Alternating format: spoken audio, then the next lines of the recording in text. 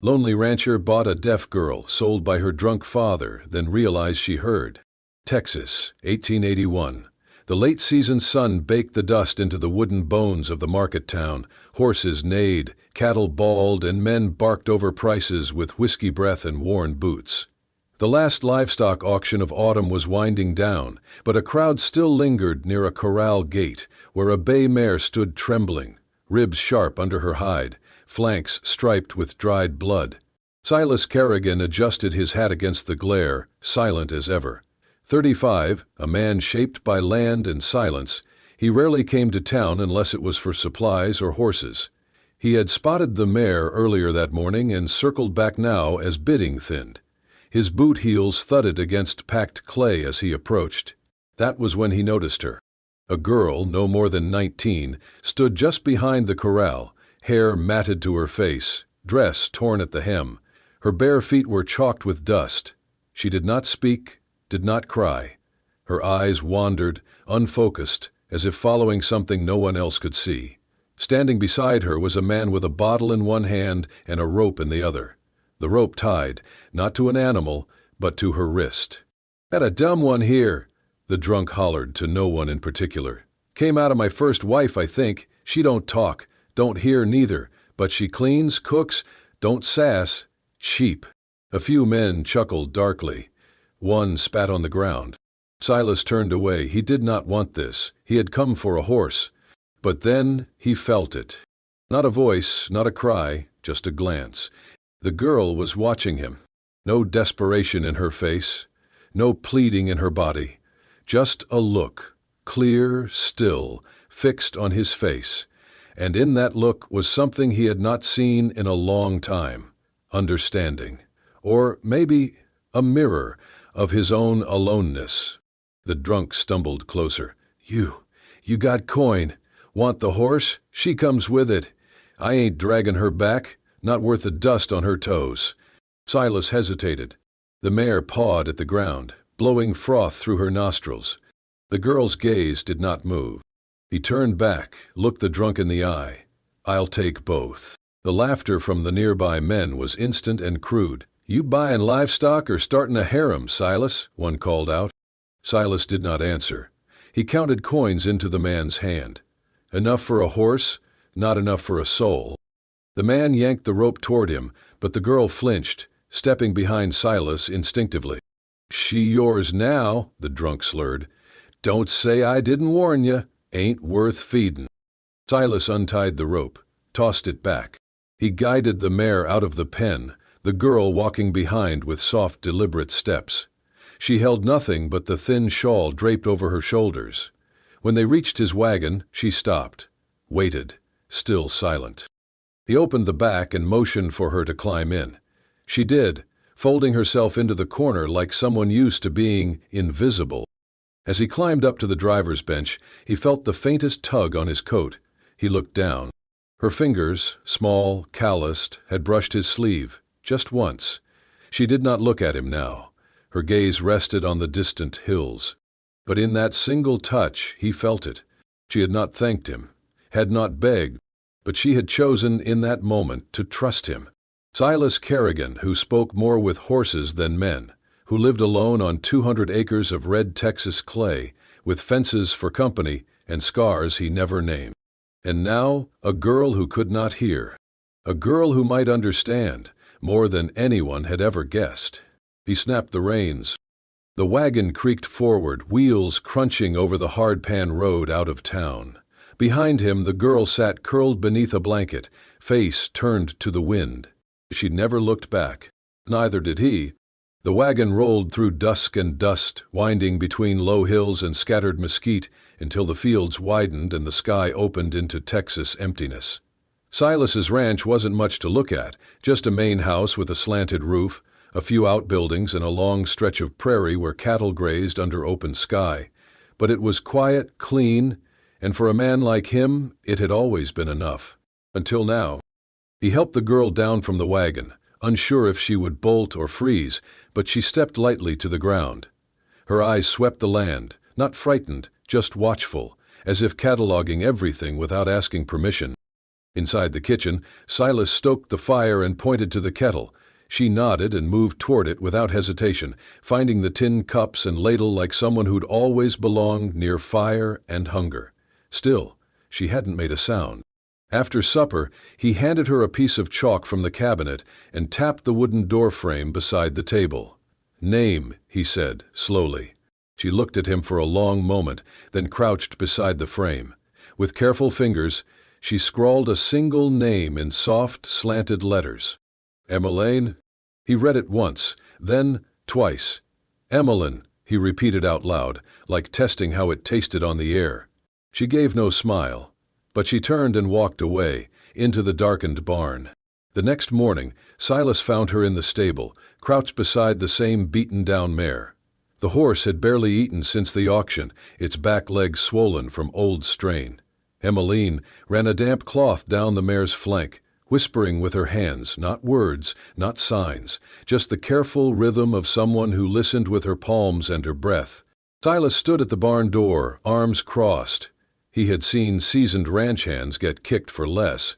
But the mare stayed still, shuddering only slightly, and let the girl wrap its leg with quiet patience. Maybe she couldn't hear, but she sure as hell understood. That day Silas gave her chores. Simple things: wash the floorboards, boil water, clean the tack room. She did them without complaint, without asking, without one sound. Each night he left chalk for her, and she would write notes in the margins of their world: bacon low, dog limping, wind smells like dust. They never spoke, but the quiet didn't feel empty. Until the storm came. It started like most Texas storms, slow and deceitful. A hot breeze rose around sundown, brushing against the long grass like warning breath. Silas glanced at the sky, noticed a line of clouds brewing far off, but thought nothing of it. He was in the cattle shed when she appeared, Emmeline, barefoot, wild-made, breath quick but soundless. She grabbed his sleeve and tugged hard. "What?" he asked, startled. She pointed upward, her hands trembling. Her eyes said what her mouth could not. "No." He hesitated, halfway through checking a sick calf, but something in her gaze snapped him into motion. She pulled again, toward the barn door, away from the corral. Then it happened. A crack. No, a shatter.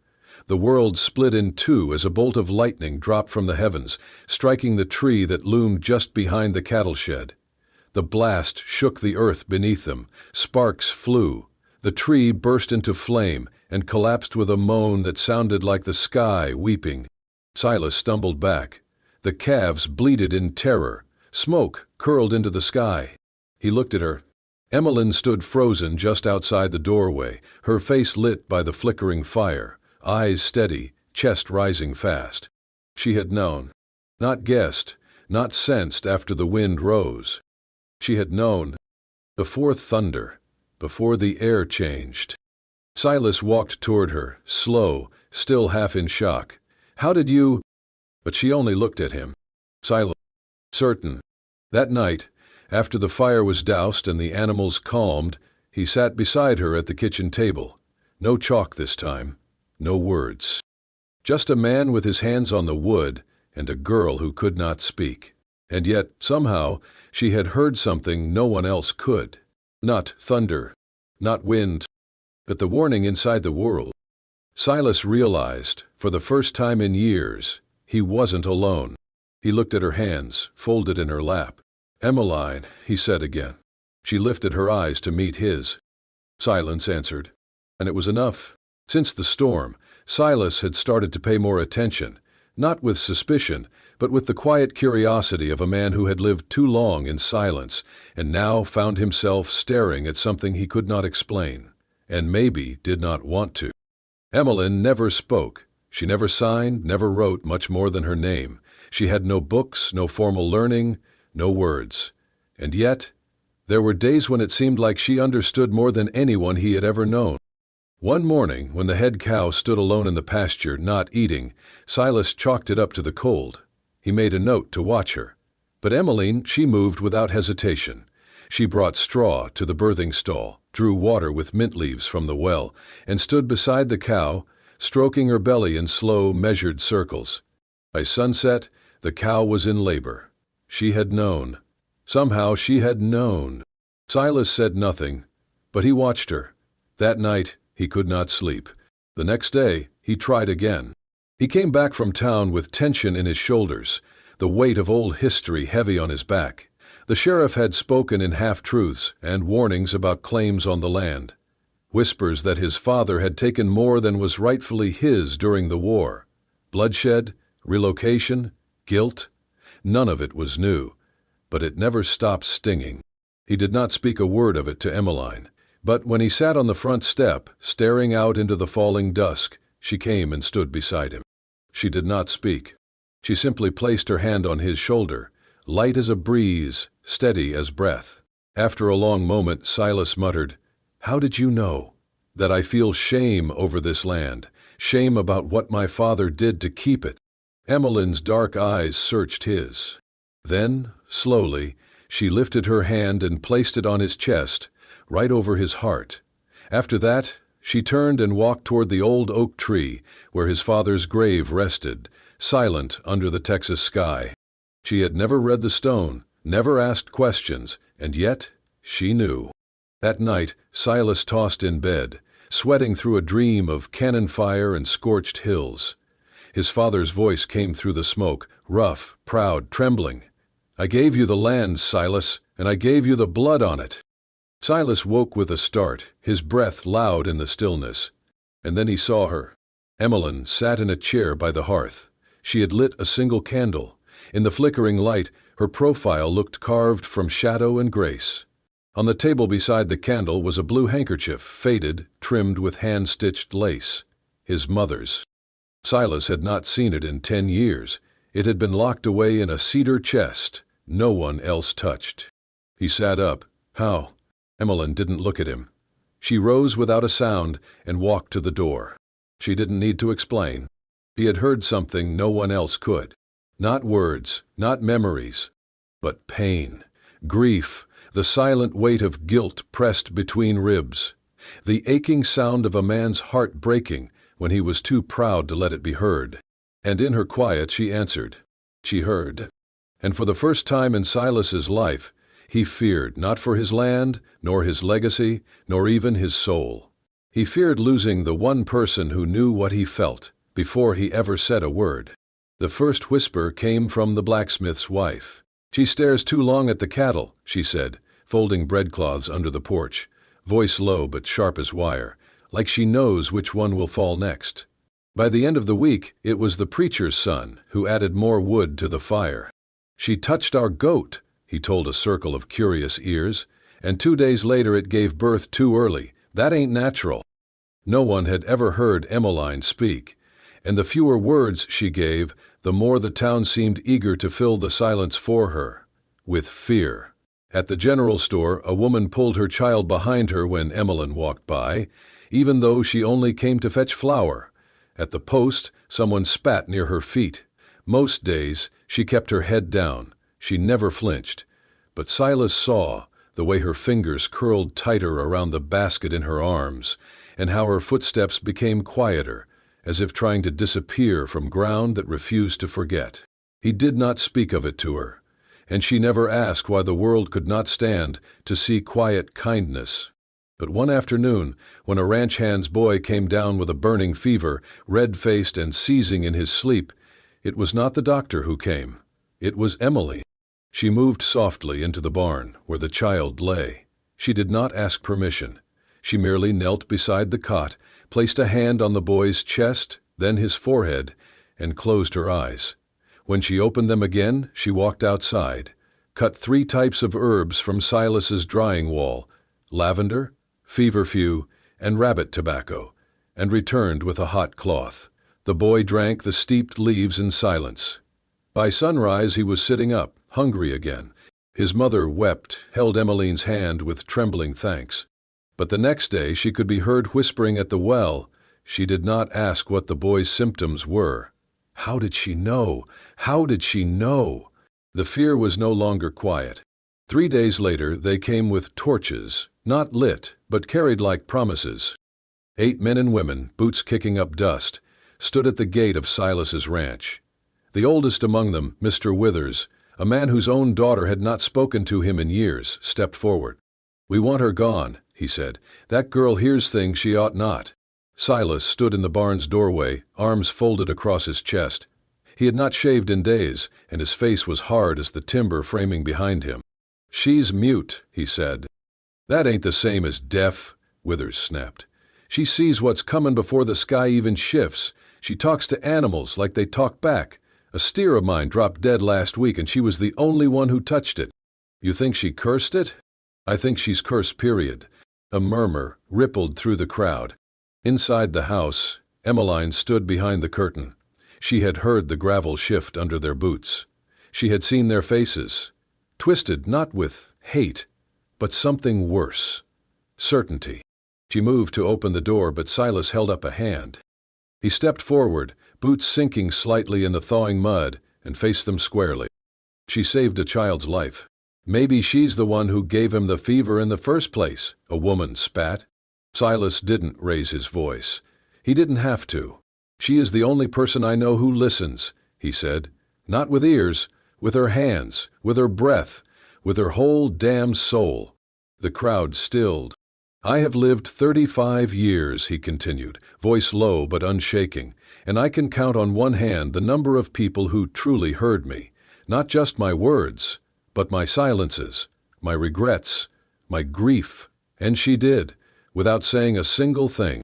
He turned slightly, his eyes sweeping over them. "You want to run someone off for being different, for seeing the world you're too afraid to face?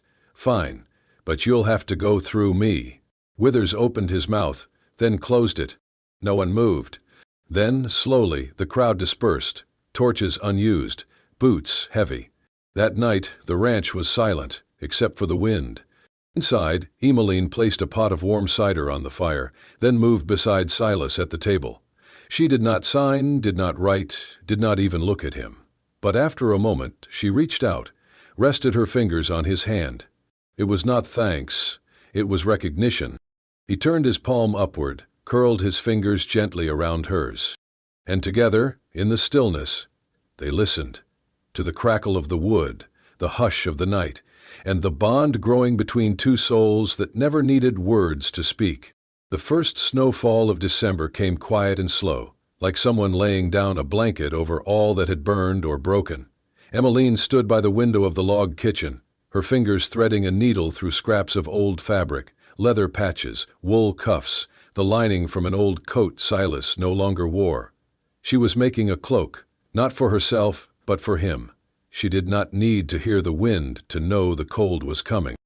Silas watched her from the barn door. She moved with purpose, every motion deliberate. She had no words, but in the weeks since the townsfolk had turned away and he had chosen to keep her there, his world had found rhythm again. She brewed coffee every morning before the sky turned gray. She lined the chicken coop with pine needles. She brushed the horses in slow circles and trained the yearlings using gestures no cowboy had ever thought to try. He had never seen animals respond that way to someone. She would stand still, just long enough for a skittish foal to inch closer. Then she'd raise a single hand, slow and open, and wait. And somehow, always, they listened. The silence around the ranch no longer felt like loneliness. It felt like listening. One late afternoon, Silas rode out toward the ridge, checking the fences before the storm they both knew was coming. The light had just begun to dim when his horse startled. A loose rock, maybe, or a scent on the wind, and reared. He was thrown hard, landing shoulder first on frozen earth. The breath rushed from his chest. For a moment he could not feel anything but the throbbing pulse of pain where his arm struck a jutting root. He staggered to his feet, bleeding from the elbow. The sky was deepening fast. He wrapped a cloth around the wound and tried to walk, but each step sent sharp pain through his ribs. When he stumbled into the yard, the last light had faded. Emmeline burst from the cabin before he could knock. She had felt it, or perhaps she had just known, one of those strange, uncanny instincts of hers that no one could explain. She helped him inside, sat him down by the hearth, and peeled the cloth from his wound with gentle fingers. Her brow furrowed as she worked. She brought water, cleaned the gash, and pressed a poultice of yarrow and pine sap against it. He watched her, "You always know," he whispered. She met his eyes. Then, without warning, she lifted his hand to her face, then pressed her lips, soft, warm, against the edge of the wound. Silas stilled. The fire cracked, and the room seemed to hold its breath. Emmeline did not speak. She did not smile, but something passed between them, like a door opening in the quiet. Later, as the storm rolled in and snow dusted the window panes, Silas sat across from her at the table. He had taken a piece of paper from his desk drawer and written, slowly, carefully, each letter shaped with meaning that could not be spoken aloud. He turned it to face her. "I want to hear your heart," it read, "if you'll let me listen with mine." She looked at the words for a long time. Then her fingers reached out and touched them, one by one, as if to feel the truth inside the ink. When she finally raised her eyes, they were wet, but not from sorrow. She reached across the table and touched his chest, just once, just enough. And then, for the first time since she had entered his life, she smiled. Not a polite smile, not one of fear or thanks, but a smile like sunrise, like something breaking free after being held in too long. Outside, the wind howled, but inside that cabin, a silence deeper than words had found its voice, and it was warm, and it was real. The days softened. Winter still gripped the ridges, but between storms, life returned slowly. So did something else, something quiet and steady between Silas and Emmeline. She taught him sign language, water, fire, thank you. Her fingers moved like branches in the wind, and though he fumbled, she never laughed, only touched his hands, guiding them until he got it. He taught her to ride. She had never sat a saddle before. The first time, she clung to the horn, knuckles white, but he walked beside her, speaking low though she could not hear. She moved with the horse, anyway, sensing its rhythm through her bones. They built a small room off the cabin, part shelter, part refuge. There they shared meals and silence by the fire. They did not need words. Their glances said more than language could. He noticed things. She smiled when birds gathered at dusk. She flinched at sudden pops in the fire. She always knew a storm before it came. One night, he spelled a sentence in shaky signs. "You make this place full." She stared, then touched her fingers to his lips. Not a kiss, just a thank you, a way of saying, "I hear you too." Then came the storm. Silas had fallen asleep by the fire after repairing fences all day. The sky had been calm, no warning. The lantern flickered low. He woke to her hand on his shoulder. "Emmeline." She pulled his coat and pointed toward the barn. Outside, the wind had shifted. Clouds raced past the moon. The air felt wrong, electric. In the barn, the horses thrashed. Emmeline moved through them like wind, touching each flank, calm and certain. A loud creak overhead. Silas looked up. A beam cracked. "We need to move them," he shouted. But she was already leading the mare out, signing fast. "Roof will fall. Now!" Together, they moved the horses to the shelter near the house. Rain hit the roof like fists. Just as the last animal cleared the door, the north beam gave way. The roof crashed where they had just stood. Silas turned. Emmeline stood, watching the barn collapse, hair soaked, chest rising. He looked at her. Truly looked. She was still, grounded, a part of the wind and rain, not separate from it. "How did you know?" he asked. She touched her chest, then pointed to the sky. He understood. She felt it. Later, in the cabin, he handed her a blanket and sat beside her. He took her hand and spelled. "You belong to this land." She smiled, then placed his hand on her chest, over her heart. And for the first time he felt her rhythm, quiet, steady. She did not hear like others. She heard deeper. And Silas, in that moment, knew he had finally been heard too. The wind that once carried whispers now brought footsteps. Hesitant, then trusting. Something had shifted in the town beyond Silas's fences, not loudly, not suddenly, but in silence, as most real change begins. The first was Tom Weaver, a ranch hand with a torn shoulder. The doctor was out east and no one else knew how to wrap a wound right. He arrived one gray morning, reins in one hand, the other arm limp. Silas spotted him from the porch. "What do you want, Tom?" Tom nodded past him to where Emmeline was kneeling by her herb patch. "Heard she fixes things, quiet-like." Silas gave a slow nod. "She does." Emmeline came. Without a word, she examined the arm, her hand steady, her brow creased in thought. She moved as if listening, not to words, but to something deeper. When she pressed the right spot, Tom winced, then sighed. 2 days later, a widow came. She had not slept in weeks. Emmeline sat with her at dusk, hands gently resting on her shoulders until the shaking stopped. The next morning, the woman returned with a pie and a hand-knit scarf. "For the girl," she said, "the one who hears more than we do." That winter passed with fewer raised voices, fewer names spat in fear. Silas and Emmeline lived as before, quietly, but now passing townsfolk tipped their hats. Some left preserves by the gate. Each morning, Emmeline wrote on the chalkboard beside the kitchen, "Today will be good, I can feel it." Sometimes she was wrong, but most days she was right, and slowly people believed it. Then came the Sunday that changed everything. The frost had just lifted. The church bell rang, and before its echo faded, panic spread. A 7-year-old boy had vanished from his family during morning chores. One boot was found near the tree line. Nothing more. Men shouted, mothers cried, dogs barked. When Silas and Emmeline heard, he reached for his coat. Emmeline, already beside him, placed a hand on his arm, then knelt. She pressed her hands to the earth, palms, wrists, her whole forearm. Then she crawled forward, pausing, tracing subtle marks. A shifted pebble, a broken twig. He stood and walked. He did not look back, but they followed.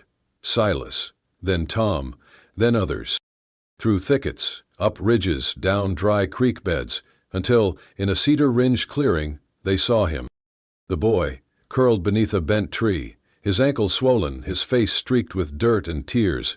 Emmeline ran. She knelt, checked his leg, brushed hair from his eyes. Then she looked up at Silas. Not proud, not triumphant, just relieved. When the boy was safe and the story retold, no one called her strange. They called her what she truly was, the girl who hears with her heart. The wind moved slow that evening, brushing gently over the tall grass like it remembered every name that had ever been whispered on this land. Years had passed. The ranch still stood, weathered, wiser, wrapped in the steady rhythm of a life not hurried. Silas walked a little slower now, and Emmeline's hair had grown long and silver thread, but neither of them kept track of years in numbers. They counted time in seasons, in moments held quietly between two hands, in the soundless way a heart says, "I'm still here." The children came most mornings. From the town, from the edge of the hills, from places where words were often thrown too fast or forgotten too easily. Here they found something else. They learned to listen, not with ears, but with their whole being. They sat with Emmeline in the garden as she taught them how to know the difference between fear and shyness in the twitch of a rabbit's nose. They stood beside her in the stable and watched her place a single hand on a horse's flank, calming it with nothing but her breath. She did not teach with rules. She taught with silence, and with the rare, precious way she smiled when they understood something without having to say it out loud. Silas built a wooden bench beneath the cottonwood tree behind the house. That's where they sat most evenings, he and Emmeline, shoulder to shoulder, watching the sun settle into the hills. On those evenings, neither spoke much. They didn't have to. He would pour 2 mugs of tea, still warm from the kettle, and she would take his hand, thumb tracing a slow rhythm across the back of it. Sometimes he would bring out an old harmonica and play a tune with no name, and she would close her eyes and sway, as if she could feel the song ripple through the dusk. Then one evening, as shadows stretched across the wheat field and a hush fell over the trees, Emmeline turned to him. She had learned a little speech over the years, not much, just enough to read lips and shape a few careful words. Most days she still preferred her hands, but this time she spoke with her voice. a voice not used to being heard, soft as a leaf falling in snow. "I do not need sound," she whispered, "only you." Silas blinked. For a long moment he said nothing. Then he nodded, gently. His throat tightened as he answered, "I hear you, always have." They stayed like that until the last light faded from the sky. The next morning, a new group of children arrived. Emmeline wrote a sentence in chalk across the wooden slate nailed beside the front door. She did it every morning, like a ritual. Today it read, "The day will be kind. I feel it." No one asked how she knew. They just believed her. And when the old folks in town talked about the girl who once could not speak or hear, they did not whisper the word witch anymore. They called her the one who listens with her heart. Some still shook their heads in doubt, but most just smiled or nodded or came by with a pie and stayed long enough to leave with something gentler in their chest. That winter, a boy got lost during a snowstorm. Emmeline knelt in the snow outside the barn, pressed her palms to the ground, and tilted her face to the wind. Then she stood, pointed west. Silas followed her for 3 miles through a grove of pine until they found the boy curled beneath a fallen log, alive, frightened, but safe. They never questioned her again after that. The final scene of the year found Silas and Emmeline walking together through the pasture. The sky was wide, brushed with amber and lilac. Their steps were slow, steady. A mare and her foal grazed nearby. The world was quiet, but never empty. They stopped at the top of the hill. Emmeline turned to him and, for the first time, laughed.